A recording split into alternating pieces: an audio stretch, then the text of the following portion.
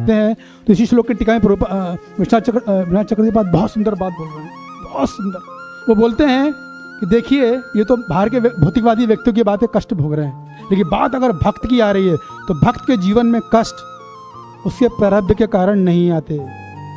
Clear प्रश्न जी पकड़ कई जगह उन्होंने बोला है भागवतम में अपनी टीकाओं में, एक भक्त के जीवन में जो कष्ट तकलीफ आ रही है वो उसके पूर्व जन्मों के कारण नहीं आ रही है।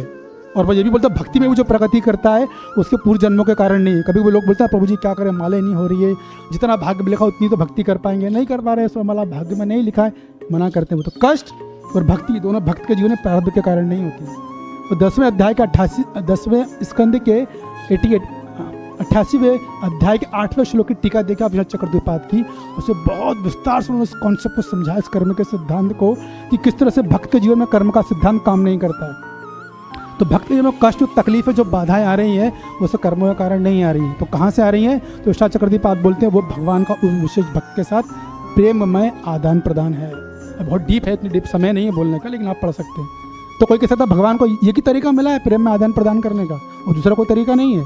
तो बड़ा अच्छा उदाहरण देते हैं वो टीका में। वो बोलते हैं कि देखिए एक व्यक्ति रास्ते में जा रहा है और रास्ते में दुश्मन मिल गया उसको, दुश्मन ने उसको डंडे से पीटा है। अभी वो व्यक्ति वापस घर आ रहा है तो घर में माँ उसे पीट रही, क्यों किया तूने ऐसा? तभी दोनों जगह पिटाई हो रही है, रास्ते में दुश्मन पीट रहे हैं, घर पे माँ पीट रही है, तो दोनों की पिटाई में अंतर नहीं है क्या? बहुत बड़ा अंतर है वो बताते।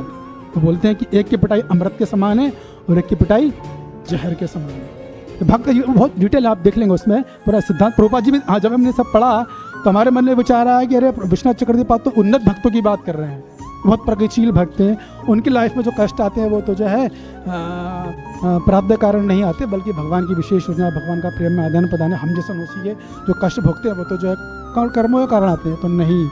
तो तात्पर्य में स्पष्ट कर देते हैं। विश्वनाथ चक्रवर्ती पाद भी कई जगह लिख चुके हैं टीका में।